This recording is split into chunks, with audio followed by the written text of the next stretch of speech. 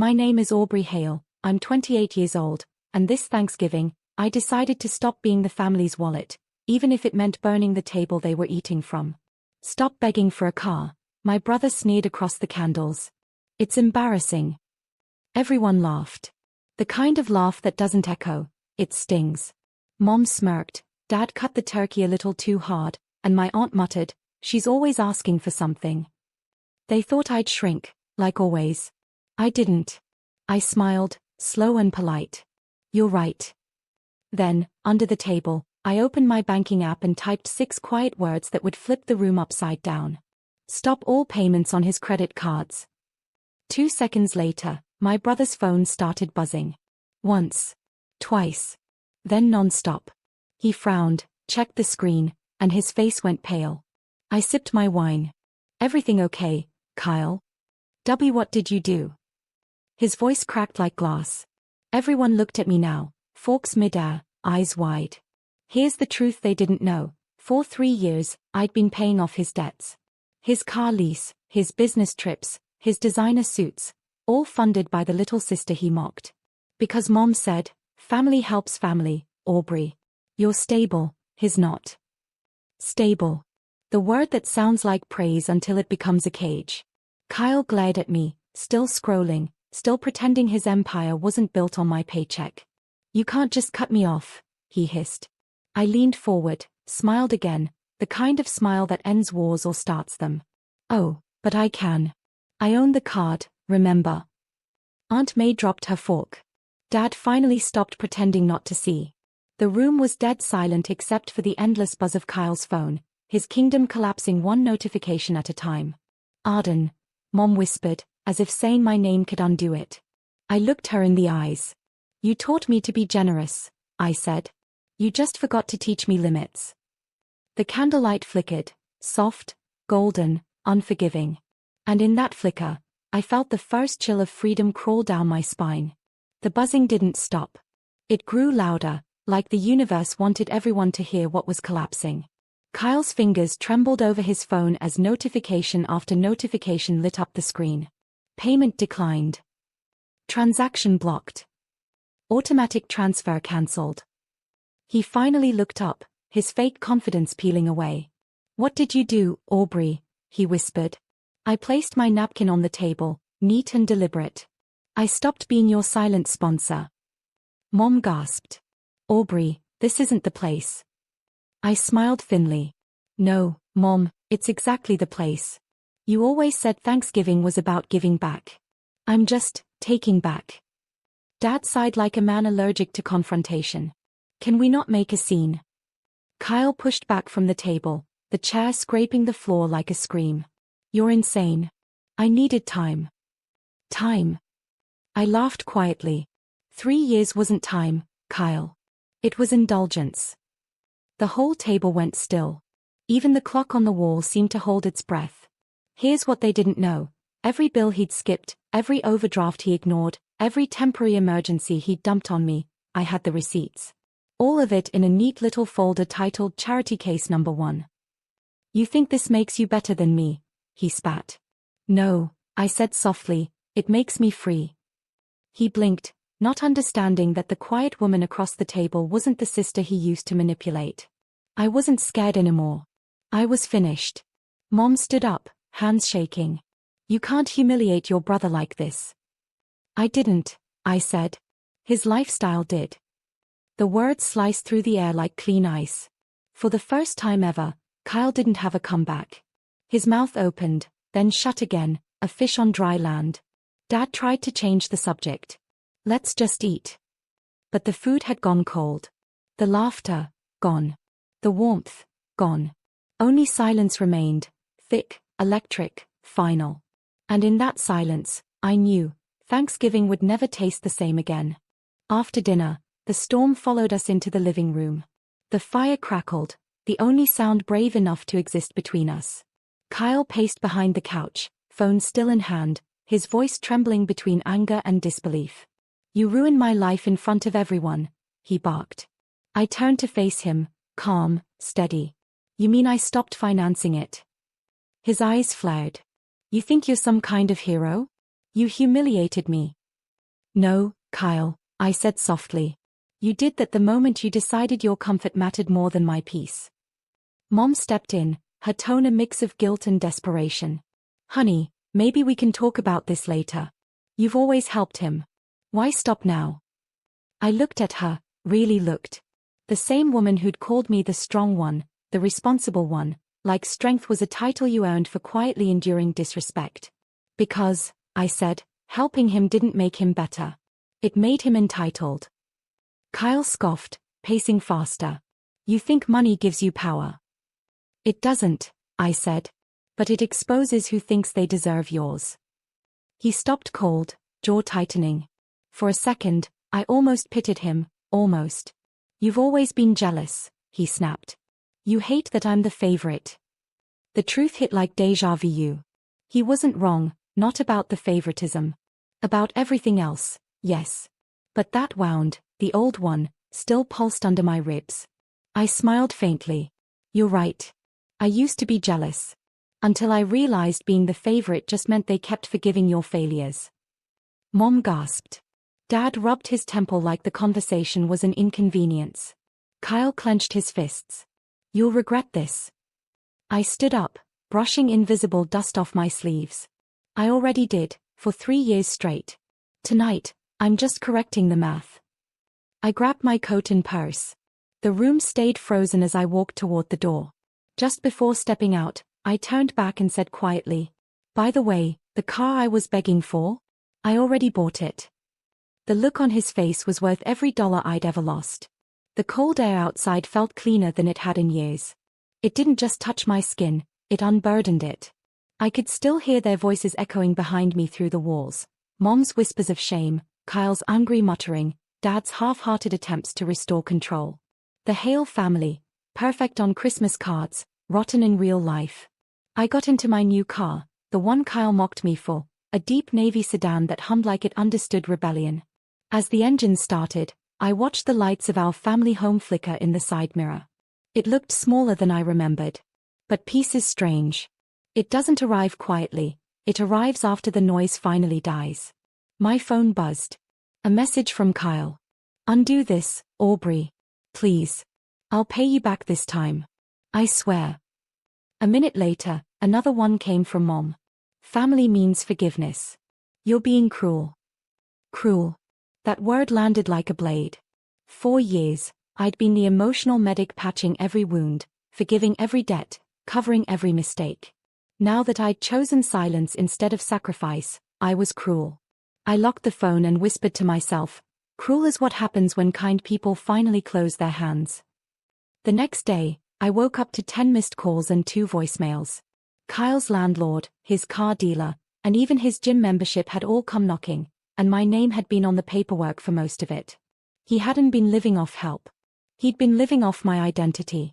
It wasn't just generosity anymore, it was theft wearing a family name. So I did what no one expected. I called my lawyer, the one who'd helped me set up my nonprofit, and asked, can you remove my name from every joint account and file for financial separation? There was silence on the line before he said, of course, Ms. Hale. Are you finally done being the responsible one? I smiled. No. I'm just done being the scapegoat. And as the papers were drafted, I realized, revenge didn't always roar. Sometimes, it simply signed. By Monday, my lawyer had everything ready, a full financial severance from my family. No shared credit lines. No joint accounts. No access. When he slid the final document across his desk, it felt heavier than paper should. Maybe because it wasn't just ink, it was years of expectation, guilt, and emotional servitude finally leaving my hands. I signed. And with that signature, I stopped being their backup plan. That evening, I got a call from Mom. Her voice was trembling, not with sadness, but accusation. Aubrey, she said, your brother's account is frozen. His car's being repossessed. They're saying your name was on it. Fix this. Please. I already did, I replied calmly. I fixed it by removing my name. Silence. Then the guilt trip I'd memorized since childhood. You're tearing this family apart. No, Mom, I whispered, I'm just stepping out of the ruins. She hung up. I sat there, in my apartment, quiet, warm, mine, and realized the peace I felt wasn't joy. It was justice. 2 days later, a letter arrived. My name, in Kyle's handwriting, crooked and desperate. You've made your point. I'll change. I promise. Just help me through this month. I read it 3 times. Same tone. Same manipulation. Same script. But there was something new in me now, a kind of strength that doesn't need witnesses. I didn't reply. Instead, I wrote one simple line on the back of his letter and mailed it back. Actions are due, not promises. Then, like the final scene of a movie I'd watched too many times, I folded it, sealed it, and walked away from the mailbox. That night, I slept, really slept, for the first time in years. No anxiety. No debt. No guilt masquerading as love. In the distance, a storm began to build. Not outside, inside the family group chat. And I knew when I woke up, the messages would be waiting like embers, demanding to be answered. But this time, I wouldn't flinch. Because for once, silence was my reply. Morning light crept across my apartment, quiet and soft, the kind that makes you forget what chaos feels like. For a few minutes, I thought maybe they'd stopped. Maybe the storm had passed. Then my phone lit up. 34 unread messages. The group chat was burning. Mom, do you realize what you've done to your brother? Dad, he can't pay rent now. People are calling us. Kyle, you're dead to me, Aubrey. You'll regret this. Then another, seconds later. Kyle, please. Just one transfer. I'll pay you back this time. The speed of his mood swings was almost poetic. I stared at the screen for a while, my reflection faintly visible between their words, calm eyes, steady breathing. The woman who used to panic, apologize, over-explain, she was gone. I typed a single reply and sent it to the group. Boundaries aren't betrayal. Then I put my phone face down and brewed coffee, slowly, intentionally. It felt almost ceremonial, like reclaiming control over 1,000 small things I'd once surrendered. But peace never lasts long when guilt is the family currency. That afternoon, Dad showed up at my office unannounced. Your mother's a wreck, he said quietly. You could have handled this privately. I looked at him, the man who'd stayed silent every time Kyle humiliated me, who'd said don't start drama whenever I cried at the dinner table. I did handle it privately, I said. For 3 years. He sighed. He's your brother. Yes, I replied, and I'm his lender. Or I was. Something in my voice startled even me, not anger, not pride. Just finality. Dad shook his head, muttering, you've changed. I had to, I said. Because staying the same kept everyone else comfortable but me. He didn't respond. Just walked away, shoulders heavy with disappointment. But as the door closed behind him, I smiled softly. Because for the first time, his disappointment didn't weigh anything at all.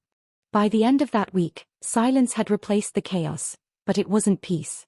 It was the kind of silence families use as punishment. No calls, no visits, not even a passive-aggressive text. Just absence. And yet, I didn't miss them. I missed who I pretended they were. Then, one Friday afternoon, an email came through from the family's old financial advisor, a polite message meant to sound neutral, but it wasn't. Ms. Hale, your brother has requested to merge previous joint assets. He believes you gave verbal consent. My chest tightened. Verbal consent? That was his new trick, manipulating bureaucracy like he used to manipulate emotions. I replied instantly. Any such claim is false. Attach all documentation and block his access immediately. The advisor called me an hour later, voice low. He's already tried to use your name on 2 new accounts. We've locked everything, but he's desperate. Desperate. The word didn't sound like punishment anymore. It sounded like karma. That evening, I drove past our old neighborhood. The house still stood proud and hollow, same Christmas lights from last year, same cracked mailbox. Through the window, I saw them, Mom pacing with her phone, Dad on the couch, Kyle at the table with his head in his hands. For a second, my chest ached. Then the ache turned into clarity. I parked across the street, watching the flicker of the living room light, and whispered to myself. You didn't destroy them, Aubrey. You just stopped saving them from themselves. It wasn't revenge anymore. It was revelation. Before I left, I texted Kyle one last time. You wanted control. Now you have it. Every bill, every debt, every consequence. Good luck. He read it immediately. No reply. I drove away without looking back, the reflection of that house shrinking in my rearview mirror, smaller, dimmer, irrelevant. The silence followed me home, but this time it didn't hurt. It healed. A month passed. No calls. No texts. Just the faint echo of a family learning the value of silence. Then, one cold morning, I opened my mailbox and found an envelope. No name, just my address written in familiar handwriting. Kyle's. Inside was a check. $8,420.17. No note.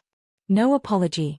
Just repayment, the exact total I'd calculated from years of his temporary loans. For a long moment, I stood there on my doorstep, the winter air biting at my cheeks, the paper trembling between my fingers. Not because I wanted the money, but because, for once, he'd done something without me asking.